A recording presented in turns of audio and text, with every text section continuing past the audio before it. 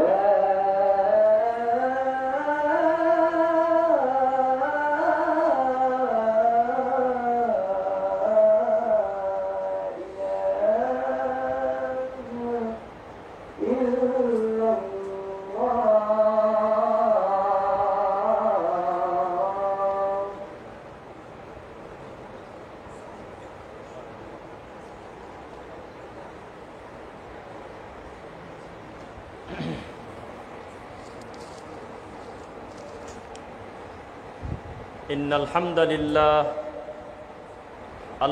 لله رب العالمين والصلاة والسلام على رسوله الأمين وعلى آله وأصحابه أجمعين أما بعد فأعوذ بالله من الشيطان الرجيم وقالوا لا تذرن آلهتكم ولا تذرن ودا ولا سواعا ولا يغوث ويعوق ونسرا قال النبي صلى الله عليه وسلم لا تطروني كما أطرت النصارى ابن مريم فقولوا إنما أنا عبد فقولوا عبد الله ورسوله متفق عليه اللهم صل على محمد وعلى آل محمد كما صليت على إبراهيم وعلى آل إبراهيم إنك حميد مجيد اللهم بارك على محمد وعلى آل محمد كما باركت على إبراهيم وعلى آل إبراهيم ইন্নাকা হামিদুম মাজিদ। আলহামদুলিল্লাহ, প্রশংসা আল্লাহর জন্য, শান্তি অবতীর্ণ হোক আল্লাহর রাসূলের উপরে। আল্লাহুম্মা সাল্লি আলাইহি আল্লাহুম্মা বারিক আলাইহি। জুমার দিন মহান রব্বুল আলামিনের অশেষ অনুগ্রহে তার ঘরে আমরা বসার সুযোগ পেয়েছি, আলহামদুলিল্লাহ। শুরুতে বলে রাখা ভালো, বাইরে যারা আছেন আমি সমস্ত লোককে আমি আমার মুখামুখি দেখতে চাই, এটা সম্ভব। কাতারের হিসাব সিরিয়াল পরে একদম ভেঙে, কারণ কি আমাদের ভাইরা যারা আসবে এত রোদে বাইরে দাঁড়ানো যাবে না, একটু কষ্ট হলেও একদম সিরিয়াল করার দরকারই নেই, কোনো কাতার দিয়েন না। এটা 1 মিনিটে আপনারা শেষ করবেন না, আমার রানিং খুতবায় যাতে কথা বলতে না হয়। একেবারে সবাই আমার দিকে চেপে মুখামুখি বসে যান, এই পুরা জায়গাটার কোনো প্রয়োজন নেই। আপনি বসা ব্যক্তি যখন দাঁড়াবেন তখন দেখবেন যে 2 জনের জায়গায় একা নিয়েছিলেন, এটা হয়ে যায়, তখন আর কষ্ট হবে না। আপাতত এখন আপনার সিরিয়াল নেই, কোনো সিরিয়াল নেই। খুতবার মাঝে মাঝে যদি বলতে হয় কষ্ট হবে, যাতে আপনাকে ডিঙিয়ে আমার আর এক ভাইকে বসতে না হয়। একেবারে পিছনে পুরাটা ফাঁকা রাখবেন, ভাইয়ের গ্যাপে ওখানে জায়গা, হ্যাঁ পিছনে।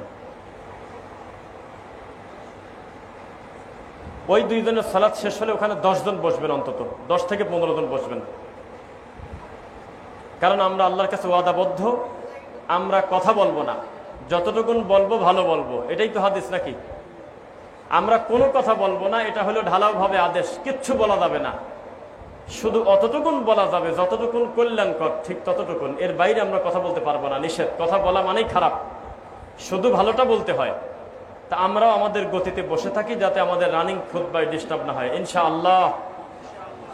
আজকের খুতবার কি বিষয় এটা আমাদের অনেক আগে থেকে আপনাদের জানা, এবং আসলেই এই সিচুয়েশনকে ডিমান্ড করতেছে আমাদের এই দেশে, সেটা আপনারা কম বেশি জানেন। রবিউল আউয়াল মাসের একটি তারিখ রয়েছে, যার তারিখের নাম হলো 12 তারিখ। যেই 12 তারিখকে কেন্দ্র করে কেউ 10 দিন, কেউ 5 দিন, কেউ 7 দিন ব্যাপী ঈদে মিলাদুন নবী আয়োজন করে, বড় করে। ঢাকা শহরে, ঢাকার বাইরে বিভিন্ন জায়গায় করে কিনা? করে। যাদের মার্কেট ভালো, বাজার ভালো, তারা আবার 20 দিন যাবত পালিত করতেছে, 1 মাস ধরে তারা পালিত করতেছে চট্টগ্রামে। এবার দেখেন, আমাদের দেশে কিছু কিছু মানুষের কাছে কিছু কিছু লকব খুব নাম করা লকব। আমাদেরকে আজকে থেকে 4-5 বছর আগে বলা হতো, তোমরা যত ভালোই বক্তব্য দাও, তোমরা তো আর আজহারে পড়ো নাই। আজহার বিশ্ববিদ্যালয়কে আমাদের এই বাঙালির একটা বড় আবেগ আছে। এই আজহার নামটার সাথে আমাদের দেশের যুবকদের একটা বড় কানেকশন আছে। তারা মনে করে আজহার মানে হকের মাপকাঠি। দলিলকে একটু বলি আপনাদেরকে। মিজানুর রহমান আজহারি হাফিজাহুল্লাহ, তিনি আজহার নামটাকে যেভাবে আমাদের বাংলাদেশের মানুষের কান পর্যন্ত পৌঁছাইছে, তার আগ পর্যন্ত 3% মানুষও আজহারের নাম ওইভাবে শোনে নাই, অফিসিয়ালি শোনে নাই। সারা পৃথিবীর প্রাচীনতম বিশ্ববিদ্যালয়ের একটি হলো মিশর আল আজহার বিশ্ববিদ্যালয়। তার সঙ্গে বাঙালির আবেগ জড়িত। দুর্ভাগ্যজনক বশত আমার এই কথা শুনে আপনি কতটুকু ধাক্কা লাগবে আমি জানি না, সেই আজহারে 63 দিন ব্যাপী ঈদে মিলাদুন্নবী পালিত হয়। তাহলে তাদের আকীদা কি শুদ্ধ হলো? ভালো হলো? তাদের কাছে শিয়াদের পড়াশোনা করার জন্য শিয়াদেরও একটা ক্লাস আছে। তার মানে তুমি অমুসলিম হবে, কোনো অসুবিধা নাই। শিয়াদেরকে আমরা অধিকাংশ ক্ষেত্রে তাদের মুসলিম বলার কোনো সুযোগ নাই। যে জঘন্য আকীদা লালন করে, রাসূলের পরিবারের প্রতি যে পরিমাণ নোংরা ভাষায় গালি দেয়, এটা কোনো মুমিনের স্বভাব হতে পারে? যেই আজহারকে আমাদের দেশের মানুষ নামের উপরে লক্ষ লক্ষ লোক জড়ো হয়, ওই আজহারের অফিসিয়াল সিদ্ধান্ত তাদের ওখান থেকে পড়াশোনা করে আসার পরে ওখানকার ছাত্ররা কিতাবে দেখাচ্ছেই, দেখেন ওই মিশরের জাতীয় পত্রিকায় নিউজ হয়েছে আমাদের আজহার বিশ্ববিদ্যালয়ে 63 দিন ব্যাপী ঈদে মিলাদুন্নবী পালিত হয়। এটা হলো শিক্ষা ব্যবস্থার অবস্থাটা বোঝালাম আপনাকে। এই মিলাদুন্নবী পড়া যাবে না, করা যাবে না, এটা যে বেদাত, এই কথাটা আমি আমার নিজের জন্মস্থান পাবনা সুধানগরে আজকে থেকে 15 বছর আগে যদি বলতাম তো পিঠের চামড়া থাকতো না। মানুষের এটা জানা ছিল না যে এইরকম একটা ইবাদতকে বেদাত বলে বেঁচে থাকা যায়।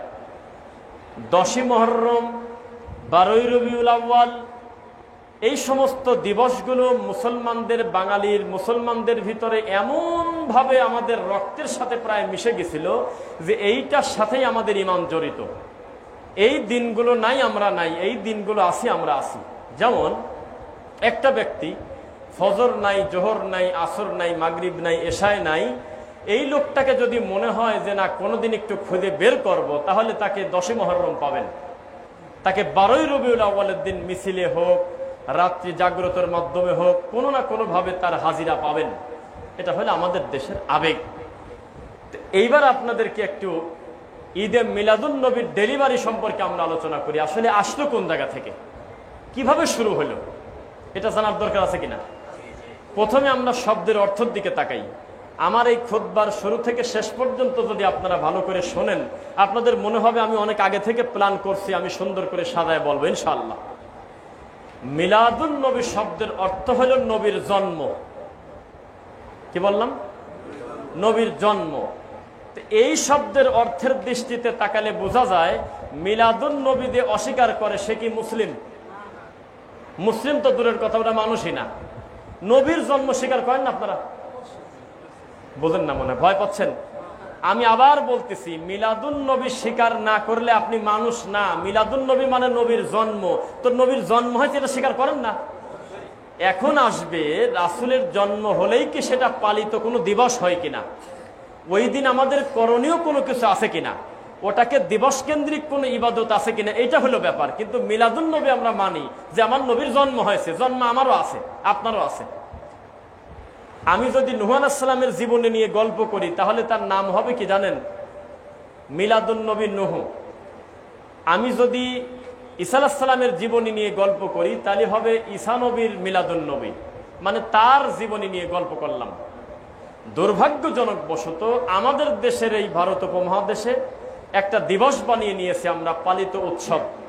এই দিনে আমাদের কর্মকাণ্ড ব্যতিক্রম, আমাদের কিছু ইবাদত আছে, আমাদের ধরন আছে, পুরোটা আলাদা। এটা কবে থেকে শুরু হলো এটা কি শুনছেন কোনোদিন? না। আজকে আমি ডেট সহ বলে দেবো এটা প্রথম ডেলিভারি দেখে কে, শুনেন, দেখে দেখে বলবো যাতে ভুল না যায়।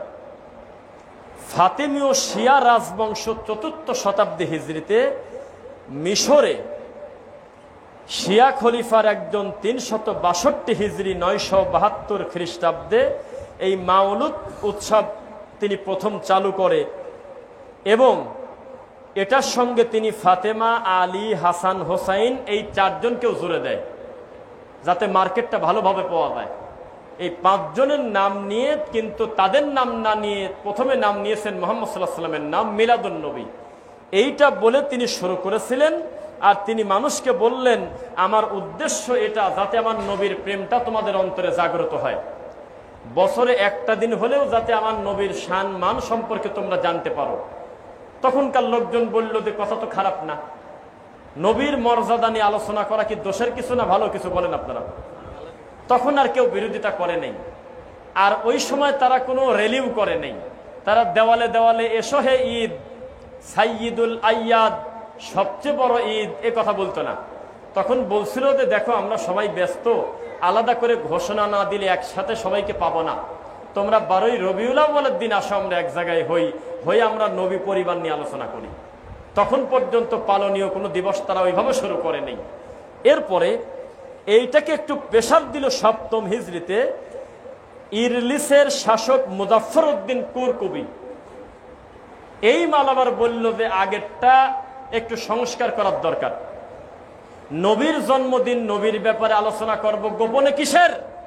ঢোল নিয়ে আসো, একটু চিৎকার দিয়ে মানুষকে জানিয়ে দাও আমার রাসূল কত মহান, খ্রিস্টানদেরকে বলে দাও তোমাদের ঈসা থেকে আমার নবীর মর্যাদা কত বেশি।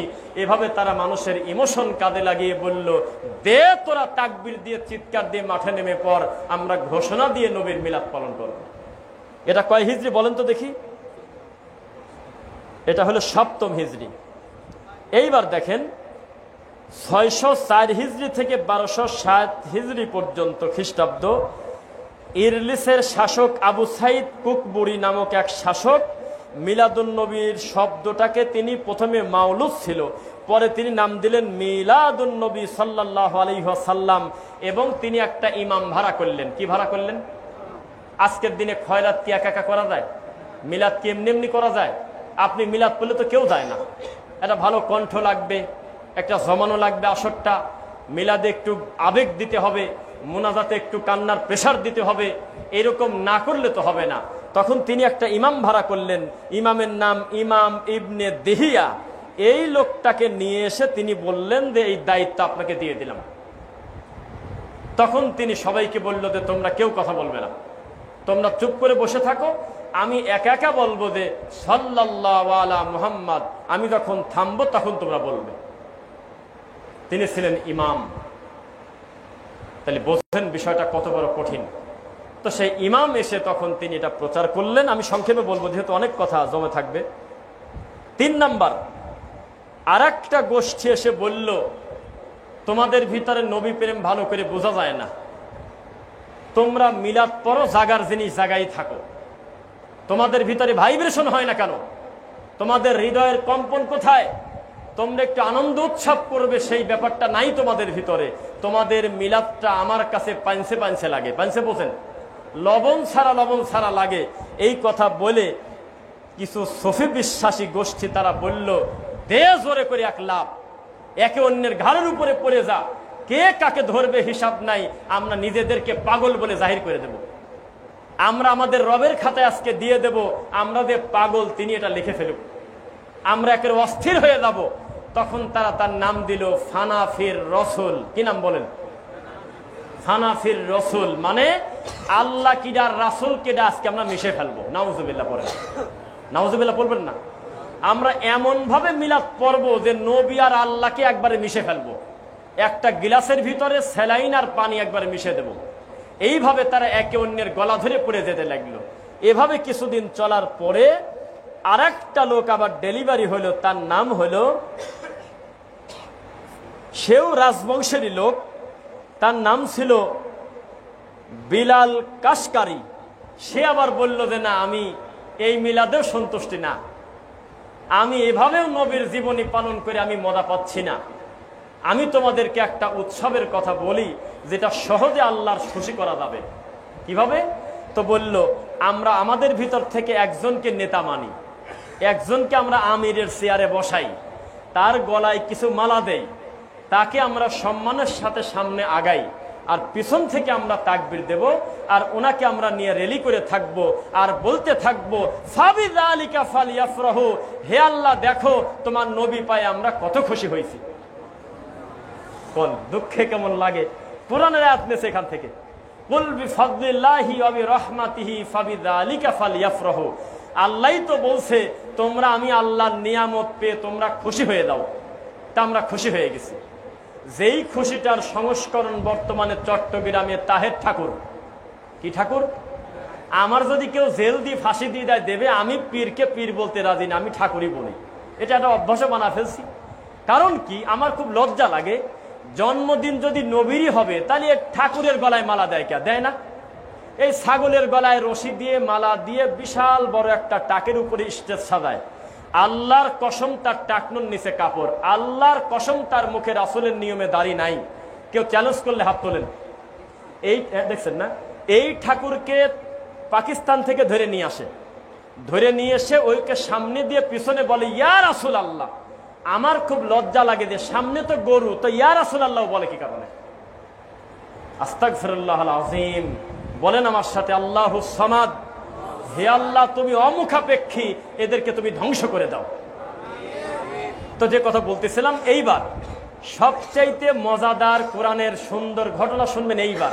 এতক্ষণ তো বললাম যে পরবর্তী সংস্করণ, এইবার শোনাবো আদম আলাইহিস সালাম এবং নূহ আলাইহিস সালামের এই দুই নবীর মাঝখানের টাইমে কিছু বুজুর্গ ডেলিভারি হয়েছিল। কারা? বুজুর্গ। তারা কি করলো জানেন?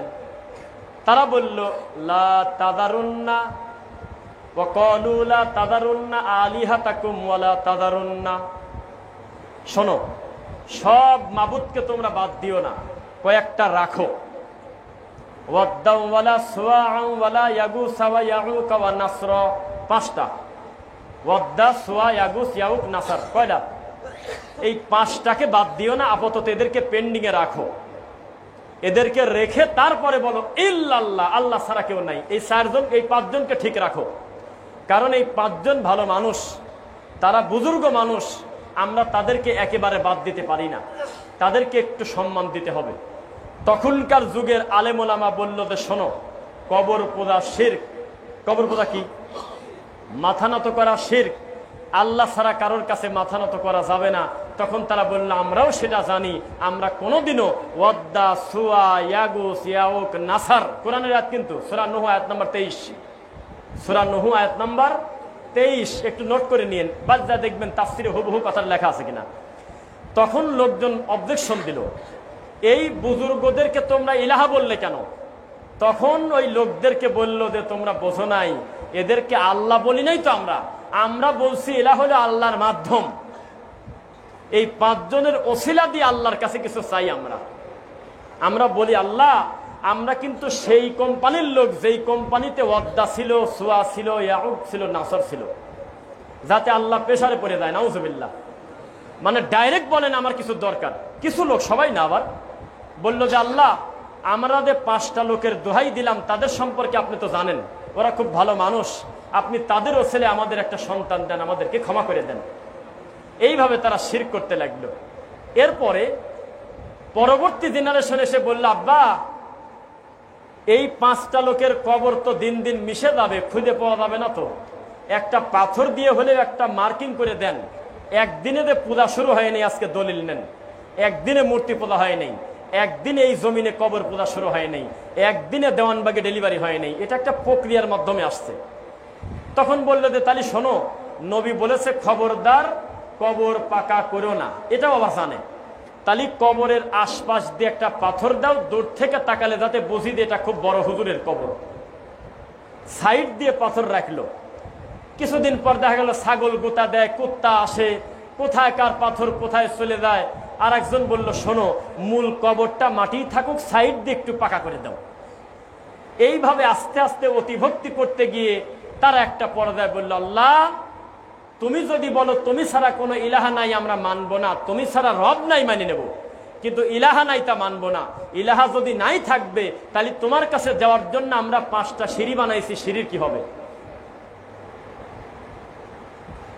ওয়াকালু লা তাযারুন্না আলিহাতাকুম ওয়ালা তাযারুন্না ওয়াদ্দাও ওয়ালা সুওয়াআন ওয়ালা ইয়াগুসা ওয়া ইয়াউকা ওয়া নাসরা।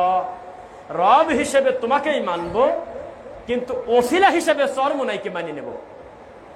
এই নামটা ওইদিক দিয়ে দেন এক নাম, আমি বললাম সুবিধার জন্য। এখন ওরা ওই 5 জনের নাম নেয়। পরবর্তী সন্তানরা এসে বলল যে আমার বাপ দাদার রেখে যাওয়া স্মৃতিকে আমরা মুছে যেতে দেব না, আমরা এটাকে একটা পূজনীয় জিনিস বানিয়ে দেব। তখন তারা নারকেল ফাটালো, কলা দিল, পেয়ারা দিল। মা তুমি আমাকে বাঁচাও, অথচ ছিল পুরুষ। কোন জ্বালা কোন মা বানাতেছে। এইভাবে তারা ধীরে ধীরে মূর্তি পূজা শুরু করলো। তাফসির ইবনে কাসির রাহিমাহুল্লাহ ধারাবাহিকভাবে যেভাবে বলছে, আমি রিডিং করতে গেলে 2 ঘন্টা লাগবে না। এত সুন্দর করে তিনি সিরিয়াল টেনে বলল, হায় রে হতভাগা, তোমরাই তো তারা যারা মূর্তি পূজা থেকে ডেলিভারি হলে, তোমরাই তো তারা যারা এখন বর্তমানে মাজার পূজা করো। নাউজুবিল্লাহ পড়েন। তাহলে আমরা যে এতদিন ওয়াজ মাহফিলে বক্তব্যে করা বক্তব্য দিয়ে বলি, কিছু লোক মন খারাপ করে, আসলে আমার এই কথাটা আপনি কিভাবে উড়ায় দিবেন। আমি বলেছিলাম মন্দিরে ঠাকুর পূজা আর আমাদের মুসলমানদের একটা ভালো মানুষের কবরস্থ করার পরেও যদি তার কাছে গিয়ে আমরা কোনো কিছু সহযোগিতা চাই, একই জিনিস কিনা। অনেক কথাই দেখেন আমার সিরিয়ালে মাথায় এসে ভুলে যাবো, এই জন্য আমি ধারাবাহিকভাবে বলতে থাকি। রাসূল সাল্লাল্লাহু আলাইহি ওয়াসাল্লামের মৃত্যুর পরে কিয়ামত পর্যন্ত কি আলাদা কোনো শরীয়তের ওহী নাজিল হবে? হালাল হারামের বিধান নাজিল হবে? রাসূল সাল্লাল্লাহু আলাইহি ওয়াসাল্লামের মৃত্যুর কত বছর পরে বলেন তো কারবালার ঘটনা? হ্যাঁ, প্রায় 50 বছর পরে কারবালাতে ঘটনা ঘটলো। আমি সেই ঘটনা বলবো না, আমি শুধু আপনাকে বলবো ইতিহাস বিকৃত হয়। কি হয়? ইতিহাস বিকৃত হয়। এটা কি জানেন না আপনারা? বিষাদ সিন্ধু বই পড়ে যদি কেউ কারবালা চিনতে চায়, তাহলে রামায়ণের গল্প পড়ে কোরআন বোঝার মতো ঘটনা হবে না। বুঝলেন না? বিষাদ সিন্ধু দেখে যদি হোসাইনের কারবালাকে চিনতে চান, তাহলে হিন্দু ধর্ম গ্রন্থ পড়ে মুসলিম চেনার মতো। এর ভিতরে পার্থক্য নেই। পুরা বিকৃতি করে তারা তুলে ধরছে বিষাদ সিন্ধু। অথচ আসল ঘটনা তৃতীয় পক্ষ ঘটাইছে মুনাফিকের গোষ্ঠী। হোসাইন রাদিয়াল্লাহু আনহু মৃত্যুর আগ পর্যন্ত তিনি বলেছিলেন, আমাকে এজিদের মুখামুখি একটু বসার সুযোগ করে দাও, বলছিল না? তার মানে তার একটা সুধারণা ছিল যে আমি তার মুখামুখি গেলে তিনি তো রাষ্ট্রপ্রধান, তিনি আমার ব্যাপারে এত কঠিন সিদ্ধান্ত নাও তো নিতে পারে। মাঝখানে ঢুকে গেছে আর এক দল। তিনি বলেছিলেন, আমি যদি যুদ্ধই করতে আসবো, তোমাদের সাথে ঝামেলাই করতে আসবো, আমি নিরীহ বাচ্চা কোলে করে নিয়ে আসবো কি কারণে? আমি ছোট বাচ্চা নিয়ে আসবো কেন? এরকম কেউ আছে নাকি? আসলেই যদি আমার যুদ্ধ করার ইচ্ছা থাকতো, আমি তো মহিলা মানুষকে ডেকে নিয়ে আসতাম না। তোমরা কেন বোঝো না? তারপরেও কি তাকে ছাড়ছে? যারা ছাড়ে নাই তারাই খারেজি, তারাই শিয়া, তারাই আবার মিছিল করে বলে ইয়া হোসাইন, এই কথা বলে কাঁদে। তো মুনাফিক না? তো ইতিহাস বিকৃতি হয়, এটা মনে রাখবেন। আসল ইতিহাসটা আমাদেরকে জানতে দেওয়া হয় না। তো মিলাদের ইতিহাসটাই ছিল হলো কবর পূজার ইতিহাস, মানুষ পূজার ইতিহাস। সেখান থেকে টেনে নিয়ে এসে মুসলমানের আল্লাহর ঘর মসজিদের ভিতরে এই মিলাদুন নবীর পক্ষে বক্তব্য হচ্ছে কিনা বলেন? হচ্ছে। আমার কাছে একটা নোট করা আছে, এটা অনেকের আছে জন্য বের করলাম না। ইদানিং একটা হাদিস খুব চোখে পড়ে কিনা আপনাদের, যে মিলাদুন নবী উপলক্ষে কেউ যদি 1 দিরহাম খরচ করে, আল্লাহর নবীর সাথে তার জান্নাতে জায়গা হবে বা জান্নাতে ঘর হবে। দেখছেন এই হাদিসটা? কেউ ফেসবুকে দেখেন নাই? দেখছেন? হ্যাঁ। তো বিশ্বাস করেন, আল্লাহ তোমার ঘরে দাঁড়ায় বলতেছি, আল্লাহর কসম, হুবহু এই হাদিসের উপরে আমল করতে আমাদের ওস্তাদরা কামেল মাদ্রাসার ফাদিলের ক্লাসে পড়াইছে। যদি আমি মিথ্যুক হই, আমার উপরে আল্লাহ লানত অটোমেটিক। আর কি করার আছে বলেন? এই দেশের শিক্ষা ব্যবস্থা কত খারাপ। একটা কামেল মাদ্রাসার মুহাদ্দিস তার ছাত্রকে বলতেছে, বাবা অন্তরের চক্ষুটা একটু বন্ধ করো বাবা। এই কথা বলে তিনি মারেফতের নামে মিলাদকে জায়েজ করতেছে, রবিউল আউয়ালের দিরহাম জায়েজ করতেছে, দুনিয়ার শিরিক কুফর শেখাচ্ছে। তখন এই ছেলের পড়াশোনার বয়স 25 বছর, তখন এই ছেলের কোরআন পড়ার বয়স প্রায় 30 বছর।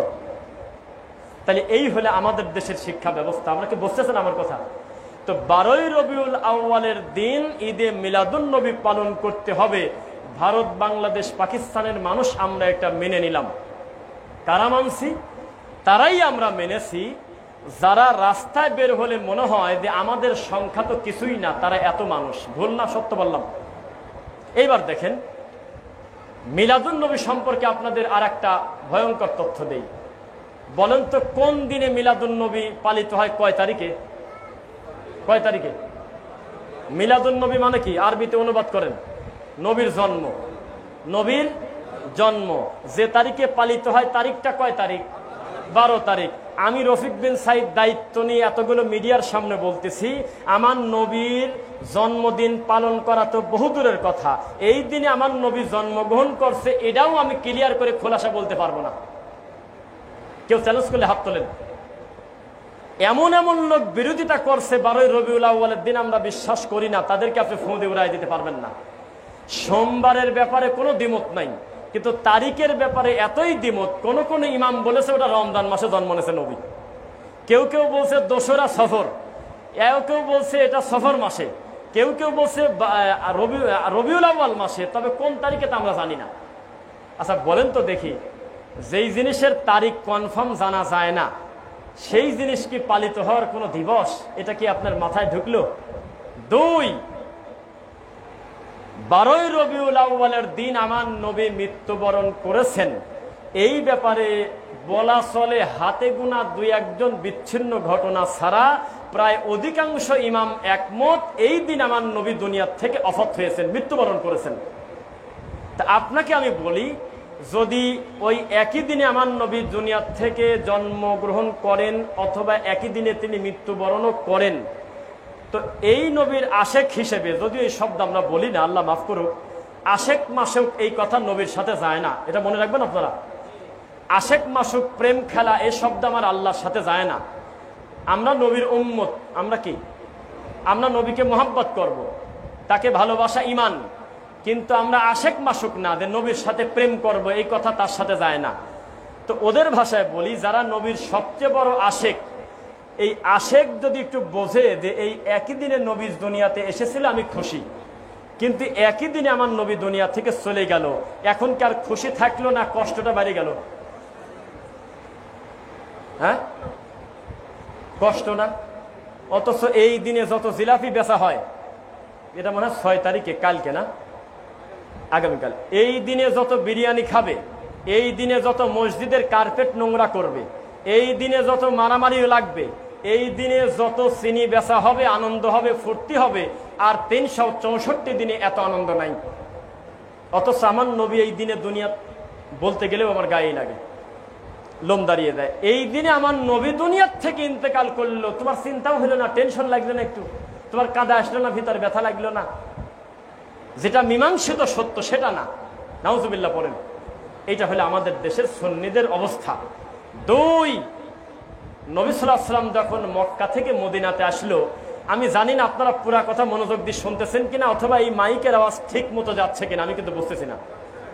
আমার শরীরের দিকে তাকে আপনার চিন্তা করার দরকার নাই, আগের থেকে এনার্জি আমার বাড়েছে আলহামদুলিল্লাহ।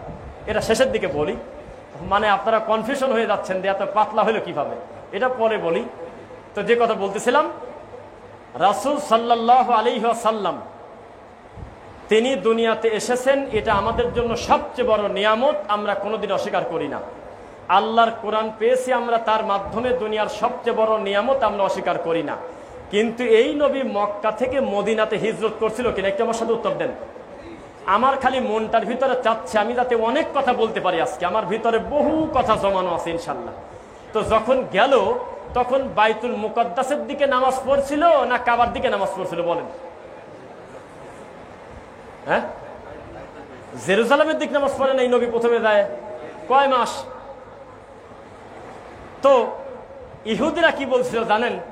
ইহুদিরা বলছিল, তোরা আর মুহাম্মাদের গালি দিস না সাল্লাল্লাহু আলাইহি সাল্লাম, এটা আমাদের তো খ্রিস্টানের নবী, খালি খালি আমরা না বুঝি তাকে গালি দিছিলাম, এটা আমাদেরই নবী, আমাদের ইহুদিদের নবী। কেন? কই যে দেখো আমাদের বাইতুল মুকদ্দাসের দিক নামাজ পড়ে, ওরা ধোকা খায় গেছে।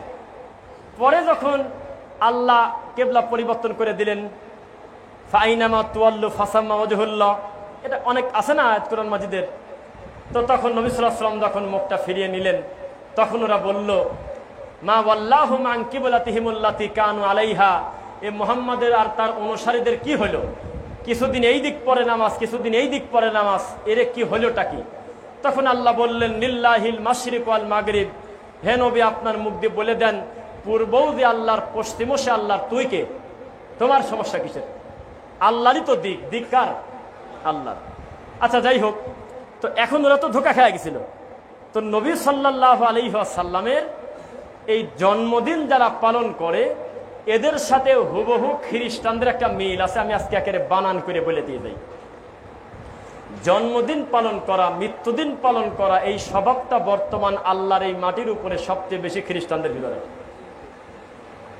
যিশু খ্রিস্টের তারা জন্মদিন পালন করে না মনে হয়, নাকি করে?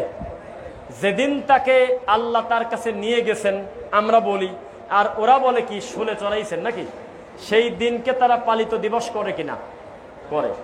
ক্রিসমাস ডে, আরো অনেক কিছু, 25শে ডিসেম্বর সম্ভবত তারা বড়দিন, বিভিন্ন কিছু উদযাপন করে। তো এই দিবস কেন্দ্রিক হওয়ার আগ পর্যন্ত কি ছিল একটু বলে দেই। আল্লাহর নবী মক্কা থেকে মদিনাতে যায়, দেখে ওরা মেলায় দিবস পালন করে, কবিতা নিয়ে ঝগড়া করে, বংশ প্রথা, বর্ণ প্রথা, রক্ত প্রথা, বিভিন্ন কিছু নিয়ে তারা দিবস করে। নবী বললেন, সব দিন আমাকে দিয়ে দাও, বিনিময়ে আমি তোমাদেরকে 2টা দিন দেব। বলেন তো সে 2টা দিন কি? সবাই একসাথে মাশাআল্লাহ, ঈদুল আজহা, ঈদুল ফিতর, সব দিন আমাকে দিয়ে দাও, বিনিময়ে আল্লাহ ঘোষিত আনন্দের 2টা দিন আমি দেব। একটার নাম ঈদুল আজহা, আর একটার নাম ঈদুল ফিতর। পৃথিবীতে কিয়ামত পর্যন্ত পালনীয় 3 নাম্বার কোনো দিবস আসবে না, হবে না, সম্ভব না, কোনোদিনও না, ইনশাআল্লাহ। আমার কথা বুঝতে চান আপনারা?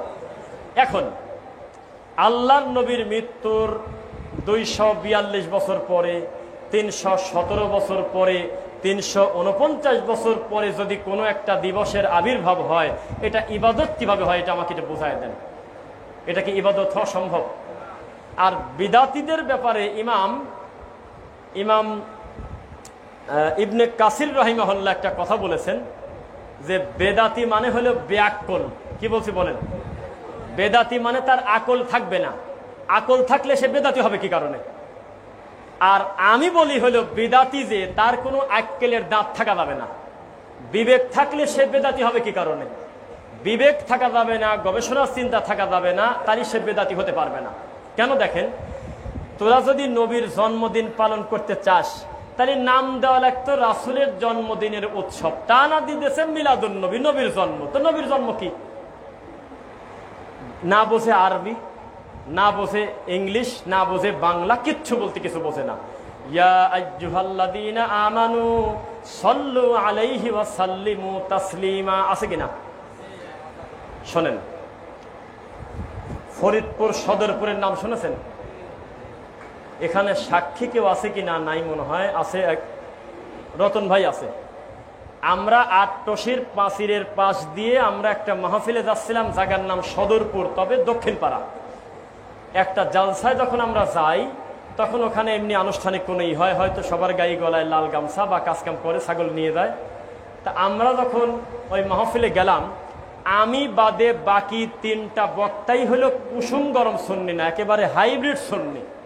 এনে হালকা গরম না, একেবারে পুরাটা সুন্নি, খুব বড় ধরনের গরম। এই 3টা বক্তার গ্যাপে আমাদের একজন প্রবাসী ভাই, তিনি কৌশলে আমাকে ঢোকাইছে যে আপনি আগে যাবেন না, একেবারে এক জায়গায় বসে থাকবেন, টাইম হবে উঠে 40 মিনিট বক্তব্য তাড়াহুড়া করে গাড়ি নিয়ে চলে যাবেন। এটা আমার মনের ইচ্ছা, আপনাকে 2টা কথা বলাবো। তা আমি যখন স্টেজে উঠেছি, তা আমি তখন বলতেছি, ইন্নাল্লাহা ওয়া মালাইকাতাহু ইউসাল্লুনা আলান নবী ইয়া আইয়ুহাল্লাযীনা আমানু সাল্লু আলাইহি ওয়া সাল্লিমু তাসলিমা বলে আমি চুপ করছি। এখন দেখি দিয়ে একাই মিলাদ পড়তেছে। তো পরে আমি ওই মাইকে বলতেছি, আল্লাহুম্মা সাল্লি আলা মুহাম্মাদ ওয়া আলা আলি মুহাম্মাদ। আল্লাহর কসম, সাইড থেকে একটা মুরব্বী উঠে চলে যাচ্ছে আর বলতেছে, এদো ওহাবি হুজুর। উনি সবচেয়ে দামি দরুদ মানতে পারতেছে না, যে দরুদ ছাড়া নামাজ হয় না, ওটা উনি মানতেই পারল না। উনি ওয়াজে বসলই না, উনি বলতেছে এটা ওহাবি হুজুর। আমি সাল্লিমু তাসলিমা বলার পর আল্লাহুম্মা কেন বললাম? এটা আমার পাপ। উনার দেখা দেখে আরো কয়েকজন উঠে গেল, আশপাশে খুব হট্টগোল লাগায় নিল, আমরা ওর ভিতরে কথা বলতে থাকলাম। তো মানুষ কিভাবে কোরআন মাজিদের আয়াত বিকৃতি করে এইটা একটু বোঝানোর জন্য বললাম। কোরআনে আছে ফাবিযালিকা ফালইফরাহু, রহমত পাইলে আনন্দ করো। এই রহমত কাকে বলে? ইমাম ইবনে কাসির রাহিমাহুল্লাহ তার তাফসীর ইবনে কাসিরে লেখছে, 1 কোরআন, 2 ঈমান। কি বলছি বলেন? 1 নাম্বার কি, 2 নাম্বার কি? আর এরা এই কামটা করলে কেরা? দেখেন, তোমরা যে ঈমান পাইছো আর কোরআন পাইছো, কিতাব পাইছো, এ কারণে আত্মতৃপ্তি লাভ করো, এখানে তাই লেখা। এইটা অনুবাদ করতেছেন নবী পেয়েছো, মিলাদ পড়ো। আল্লাহ বলে মিলাদ পড়ে। আচ্ছা, এই লজ্জার কথা না? খালেক মাখলুকের উপরে মিলাদ পড়বে, এটা আপনি বুঝলেন?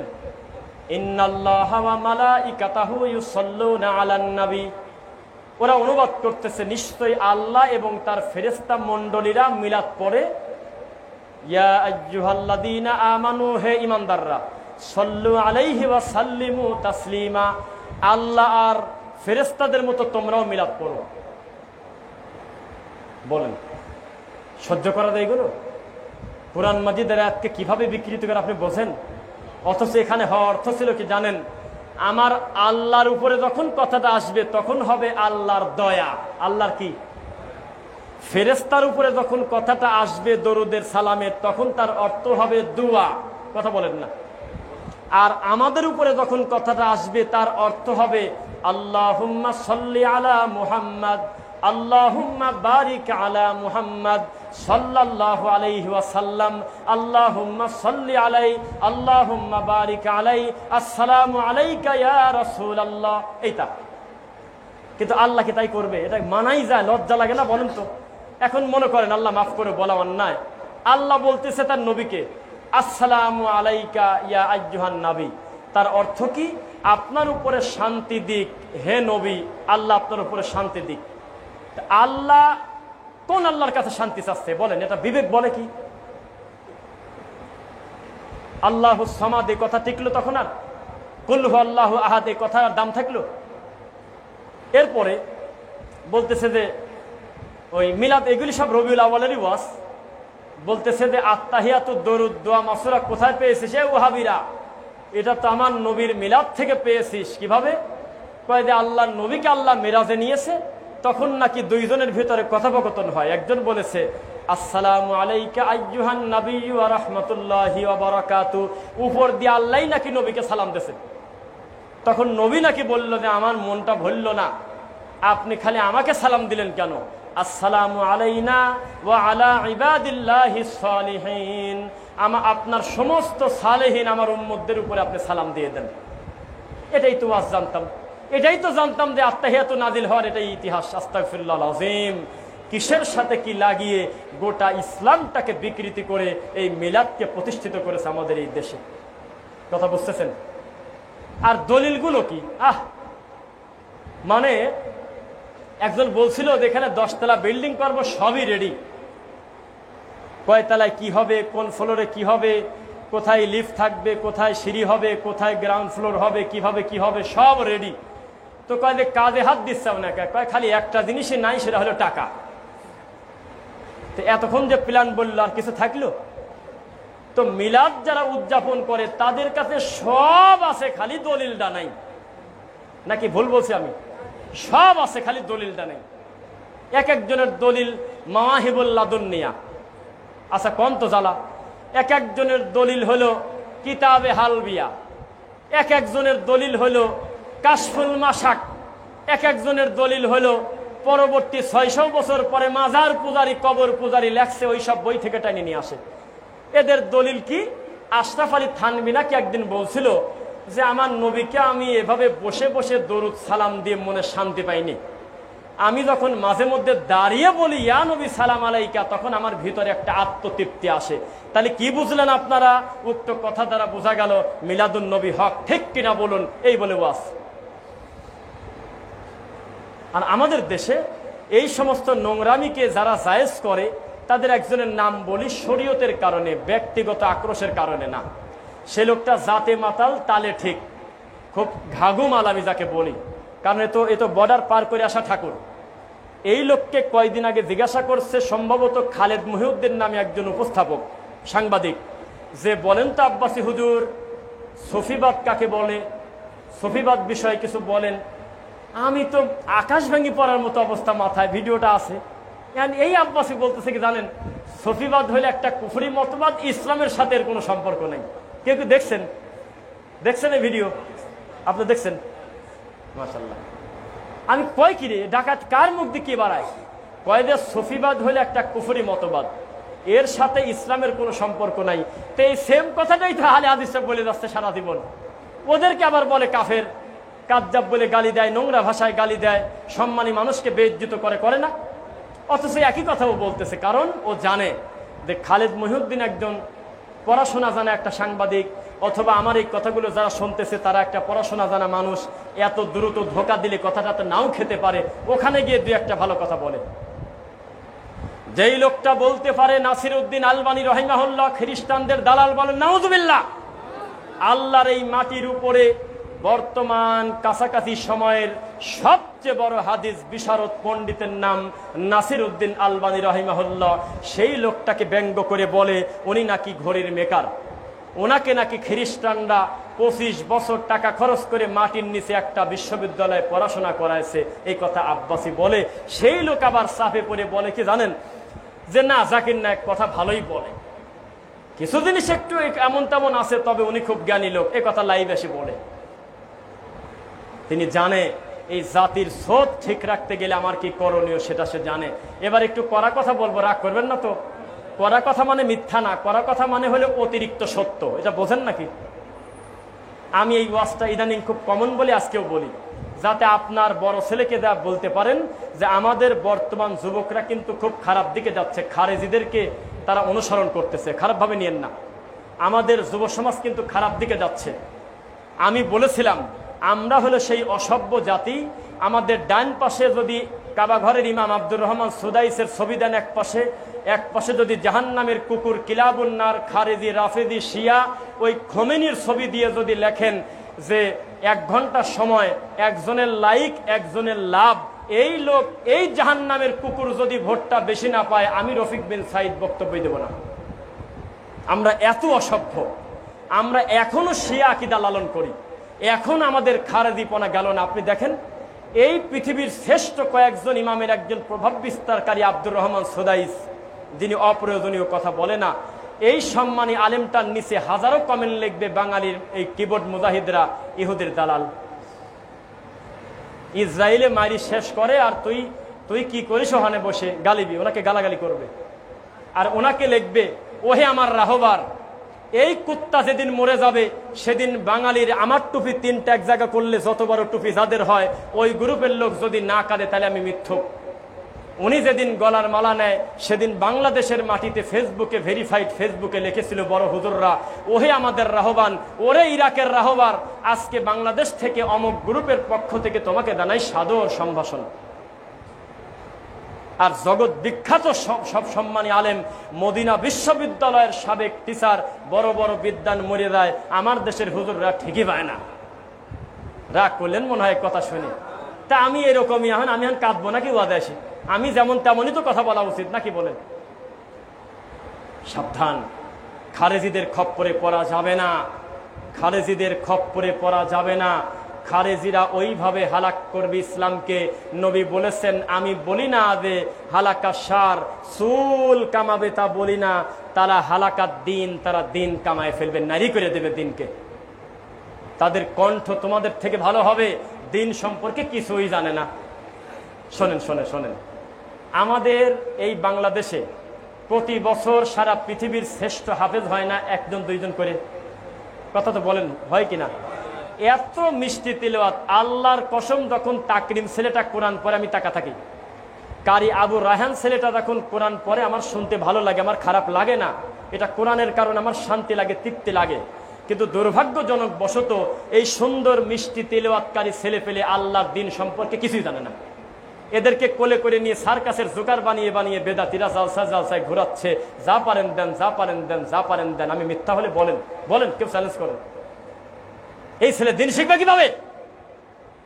মিশর থেকে, সৌদি থেকে কেবল এই ছেলেটা ফার্স্ট হয়ে আসলো, এই ছেলেকে এখন হাতে তুলে দেওয়ার দরকার ছিল সহিহ বুখারী, এই ছেলের হাতে তুলে দেওয়ার দরকার ছিল কোরআন মাজিদের অনুবাদ। তুলে দিয়েছে কি জানেন? ও নবী আর আমারে কান্দাইও না, কাঁদতেছে নবী বলে ওই কাঁদাচ্ছে। আমার যদি জানা থাকতো ওই চলে যেতাম গো নবী। হুজুরের সাথে দেয়া সারি মদিনায় টিকটক করে ধরা পড়ছে, মুসলে কাদি ছাড়া পাইছে। কি মিথ্যা কথা বলছি নাকি আমি? আওয়াজ দিয়ে নাহলে আবার কবিনীত মুরব্বীরা আমি মনে বানাইছি। কত বড় খারাপ বানাইছে এই সেই সোনার ছেলেদেরকে, নিরীহ বাচ্চাদেরকে।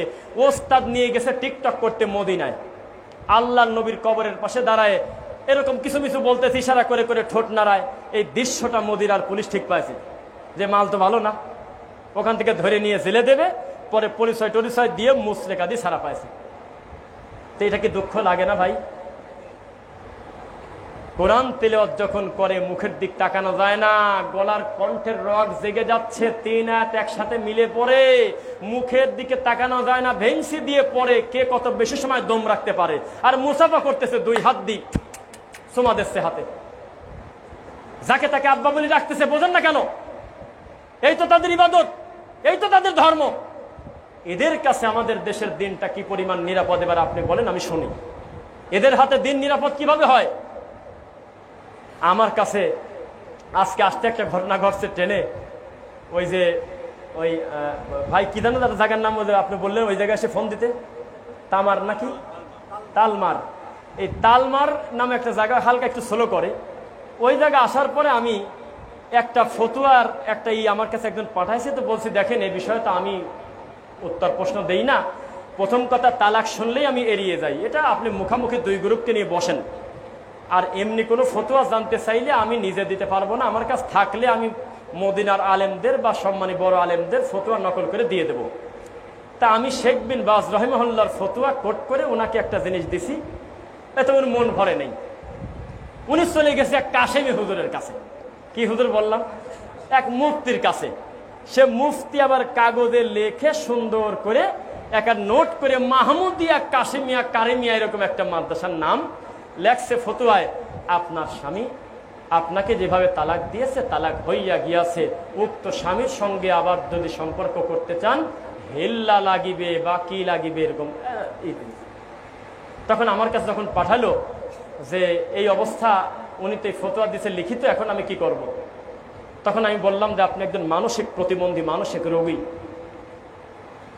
যেই ফতোয়া কলম দিয়ে আহলুল হাদিস সালাফি আলেম ওলামা একবার লিখিত করে ফেলে, সেই কথা যদি পরিবর্তন করে কোনো বেদাতি, কবর পূজারি, তরিকাপন্থী, মাযহাবপন্থী কোনো লোক যদি আলাদা করে আবার সিরিয়াল করে, আপনি নিশ্চিত বুঝবেন 200 টাকার তাবিজ বেচে ধর্ম বিক্রি করতে পারে যে জর্দার মতো একটা নিকৃষ্ট খারাপ খাবারকে যে লোকটা বৈধ বলতে পারে, সেই লোকটা হারামকে হালাল বলতে তার কিছুই লাগে না। কয় টাকা নেছে আগে তাই কন, আর আমার কথা জবাব দেয় না। আমি বললাম নেশে কয় টাকা ফতোয়া দিয়েছে সেই কথা আগে বলেন, আগে এই কথা উত্তর দেন। উত্তর দেয় নেই। কোথায় যাবেন আপনি? গোটা দেশটা ধ্বংস করে দিয়েছে এই সমস্ত বেদাতি হুজুররা। একটা বার মুখ দিয়ে বলে না যে এটা বেদাত, এটা করবেন না, এটা ভালো, এটা করেন, এটা সুন্নাহ, এটা তাওহীদ, কিচ্ছু বলে না। খালি বলে যে আমারে মাদ্রাসা কত বড়, আমারে হুজুর কত বড়।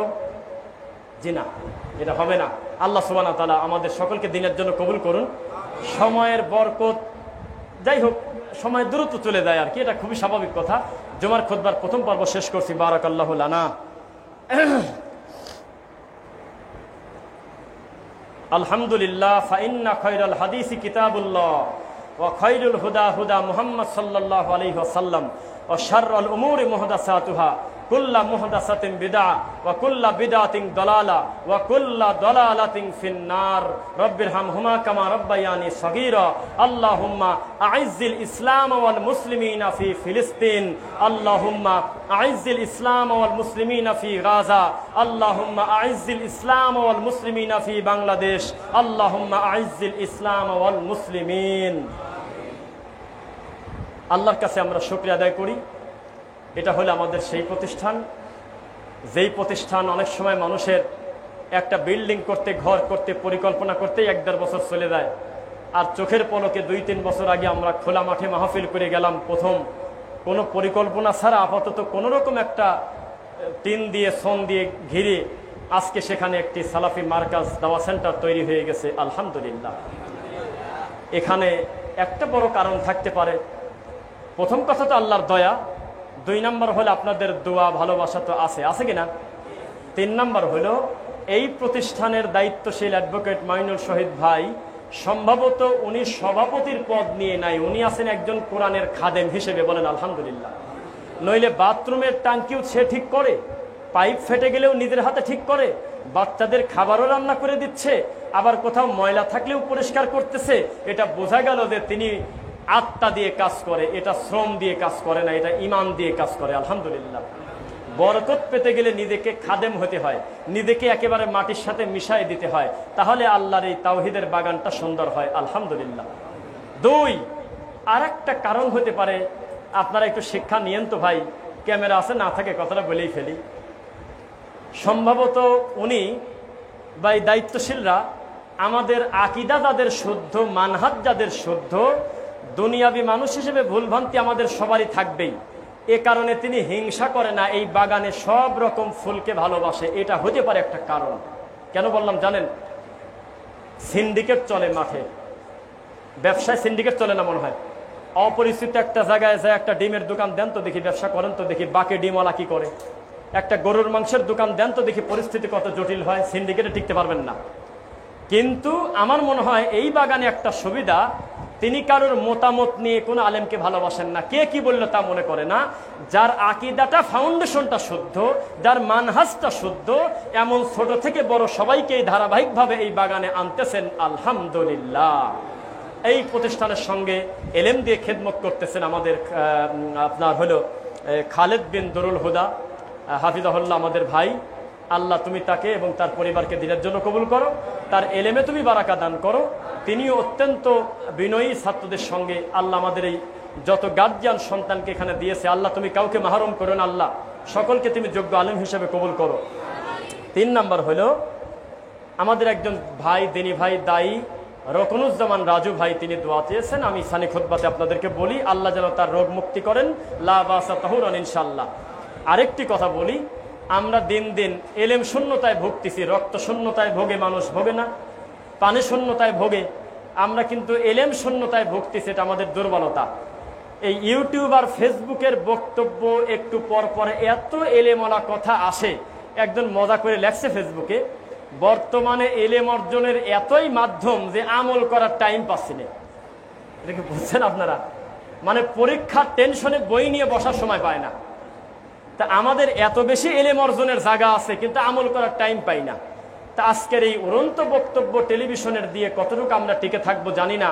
আমাদের লিখিত পড়াশোনার দরকার আছে কিনা? সবাই সবভাবে খেদমত করবে জরুরি না। কেউ টাকা দিয়ে দান করে, কেউ একজনের কাছে তাওহীদ পৌঁছায় দান করে, কেউ প্রতিষ্ঠান কেন্দ্রিক কাজ করে। আমাদের রাজবাড়ির আব্দুল মালিক ভাই, তিনি দীর্ঘদিন তার নিজের গাড়ির চাকা ঘোরায় ঘোরায় মানুষের কাছে গিয়ে তাওহীদ প্রচারের স্বার্থে দুনিয়াতে হালাল রুজি আরো কত মাধ্যম থাকার পরেও তিনি বেছে নিয়েছেন যে আমার দাওয়াতি কাজটা হলে হোক, আমি জুমার খুতবাও শুনলাম, আমি আমার মূল কাজটা করলাম, পাশাপাশি আমার মাধ্যমে সালাতুর রাসূল বইটা যদি 200 ভাইয়ের কাছে যায়, আকীদার 5টা বই যদি মানুষের কাছে যায়, তাহলে আমার অ্যাকাউন্টে কিছু নেকি জমা হবে। এই লোকটা তার আছে তাওহীদের জন্য, আল্লাহর দ্বীনের জন্য আলহামদুলিল্লাহ। তা আমার ধারণা সালাতের পরে আমাকে বলতে হবে না, নিজ দায়িত্বে যার বাড়িতে যে বইটা নাই দরকার, এই বইটা আপনি এখান থেকে নিয়ে যাবেন, মনে থাকবেন ইনশাআল্লাহ। সালাতের উপরে হতে পারে, আকীদার উপরে হতে পারে, অনেক বই আমার ভাইয়ের কাছে সংরক্ষণে আছে, আপনারা নেবেন ইনশাআল্লাহ। আশেপাশের যে কোনো মাহফিলে আসলে আমাদের শায়েখরা অ্যাডভোকেট মইনুল ভাইকে যেমন বর্ডার পার হতে গেলে অনুমতি বা কথা বলে আসে যে দেখ ভাইয়ের এখানে যাচ্ছি, তা আব্দুল মালিক ভাইকেও আবার বলে যে ভাইজান আমরা আসতেছি, কারণ তার কিতাবের মাধ্যমে একটা বড় খেদমত আল্লাহ নেন। এভাবেই আমরা একে অন্যের সঙ্গে টু বি কানেক্ট, একটার সাথে আর একটা তারের মতো লেগে থাকবো, বলে না আমিন। লাস্টে আমি আমার ব্যাপারে বলি, শরীর স্বাস্থ্য একটু সচেতন হন ভাই। আমি কত দূর পারবো তা জানি না, আমি পেয়াটালা হুজুর হয়ে মরতে চাই না, জানি না আমার কথা টিকবে কিনা। সন্তানদেরকে ভালো খাওয়ান, কয় আমি গরিব মানুষ, মাছ মাংস পাই না, কচুর শাক খান। আল্লাহর হালাল খাদ্য যে কত প্রোটিনযুক্ত নিয়ামত খানা ঘরের আশপাশে অল্প পয়সা আছে আপনি জানেন না। তো বাচ্চাদেরকে ভালো খাওয়ান। কোনো মেহমান বাড়িতে বেড়াতে গেলে 10 ব্যাগ ধরে চিপস নিয়ে যান না, এটা একটা ছোট লোকই কাজ। এখন মুখের উপর বলতেও পারে না, আজকের দিন অনেকেই স্বাস্থ্য সচেতন, বলতেও পারে না যে ওই নিয়ে আইছেন আমার বাচ্চার আমি চকলেট খাওয়াই না, আপনার দিক টাকা কিছু বলে না, ছোট বাচ্চা ওই মামা বিস্কুট নিয়ে খাচ্ছে। তো এগুলো করবেন না, ভালো খাবেন, ভালো জিনিস নেবেন। 1 কেজি ফল নেন, হাফ কেজি নেন, একটা ফল একজন মুসলমান ভাইকে গিফট করেন 1 বস্তা উল্টা পাল্টা খারাপ জিনিসের থেকে। কি রাগ করলেন কথা? আর স্বাস্থ্য সচেতন হন, ইবাদতে শান্তি পাবেন, তৃপ্তি পাবেন। 99 কেজি ওজন ছিলাম, বর্তমানে 74, 58 দিনে 22 কেজি কমাইছি। আপনার 4 মাস লাগুক, তাতে কি টার্গেটের কি আছে? যত কোলেস্টেরল হবে, যত বেশি ভরি বাড়াবেন, যত বেশি স্বাস্থ্য অসচেতন হবেন, ডায়াবেটিস বলেন, হার্টের প্রবলেম, যত প্রেশার, আরো বেশি অনেক কিছু বলবো না, আবার ডাক্তার বানাই দিবেন না। আমার এই কাজ আমার না, আমাকে আল্লাহ এই দায়িত্ব দেন নাই। আমি খালি এটা বুঝি, স্বাস্থ্য সচেতন হবেন, খারাপ খানা খাবেন না, আল্লাহর দেওয়া ভালো নিয়ামতগুলো খাবেন, স্বাস্থ্য সচেতন থাকবেন। রাত 3টায় উঠলেও ক্লান্তি লাগবে না। আর যদি এশার নামাজের পরে ঘুমানোর আগে পেট ভরে ভাত খান, পরের দিন 8টায় চেতন পাওয়া কঠিন হতে পারে। এই জন্য একটু নিজেকে সময় দেন। 24টা ঘন্টা আল্লাহ দেশে, নিজের জন্য 1টা ঘন্টা ব্যায়াম করেন, 1টা ঘন্টা একটু হাঁটেন, 1টা ঘন্টা দৌড়াদৌড়ি করেন। নবী মিষ্টি খাইছে, ওই হাদিস একটু পড়ছেন, বাকিটা পড়েন নাই। উনি মিষ্টি খেয়ে সারাদিন দাওয়াতি কাজ করেছেন, কত কষ্ট করে পাহাড়ে কোথায় কোথায় যায়। আর আপনি মিষ্টি খায় এসিডি শুয়ে পড়ছেন, তো ডায়াবেটিস হবে না কি হবে? নিয়মটা মেনে খান, আল্লাহর হালাল খানা খান, মাছ খান, মাংস খান, যা খান, ডিম খান, কিন্তু নিয়ম মেনে খাবেন আপনারা। আমার কথা মানতে আপনারা বাধ্য নাই, পরের টুক, আগেরটা মানতে বাধ্য, দিনের কথা। কিন্তু এখন যেটা বললাম, এখন আপনি বেশি খেয়ে খারাপ কিছু খেয়ে মরে গেলে আমার তো কিছু নাই। কিন্তু আমার দায়িত্ব ছিল যে আমি যেহেতু নিজেকে ফিট করার চেষ্টা করতেছি, আপনারা আপনাদের জায়গা থেকে সবাই সচেতন হবেন ইনশাল্লাহ। আমি দেখতে পারতেছি এই মসজিদে আমার অত্যন্ত প্রিয় মানুষ, আমি কোনোদিন বলি নাই, সামনে একদিন বলা জায়েজ আছে। এই 10 জন মানুষকে যদি আমি খুব বেশি মহব্বত করি, বন্ধু বলে আমি মানি, আমার সালাউদ্দিন ভাই আমার সামনে আছে। জীবনের প্রথম মুখামুখি হব ভাইয়ের সঙ্গে। তিনি প্রবাস থেকে তিনি আমাকে তার নিজের রাজবাড়িতে একেবারে বেদাতির সেন্টারে তিনি আমাকে ঢোকায় দেওয়াতে কাজ করেছেন, তার নিজের প্রতিষ্ঠানে। আলহামদুলিল্লাহ, সেই ভাই আজকে খুতবা শোনার জন্য আসছেন। আল্লাহ আমার মইনুল ভাইয়ের খেদমত তুমি কবুল করো। হামজা কমপ্লেক্স এখন আর কোনো প্রতিষ্ঠানের নাম নেই, এটা একটা ইতিহাস। আলহামদুলিল্লাহ, তাওহীদপন্থী দিন বোঝা মানুষের একটা প্রাণের জায়গার নাম হামজা রাদিয়াল্লাহু আনহু কমপ্লেক্স। আল্লাহ এই আলো দিয়ে যাতে এই গোটা ফরিদপুরে আরো হাজারো আলো তৈরি হয়, আল্লাহুম্মা আমিন। আল্লাহ তুমি আমাদের অতীতের ভুল ক্ষমা করো আল্লাহ। আল্লাহ আমাদের যারা অসুস্থ তুমি তাদেরকে উত্তম সেবা দান করো আল্লাহ। আল্লাহ আমাদের ভিতরে যারা রোগ আছে রোগ মুক্ত করো, যারা ঋণগ্রস্ত ঋণ থেকে তুমি পানা দাও আল্লাহ সুবহানাহু ওয়া তাআলা। আমাদের সবার মরার সময় মুখের একেবারে শেষের কথা যেন হয় লা ইলাহা ইল্লাল্লাহ, এই দাবি তোমার কাছে রেখে খুতবা শেষ করলাম। সুবহানাকা আল্লাহুম্মা ওয়া বিহামদিক।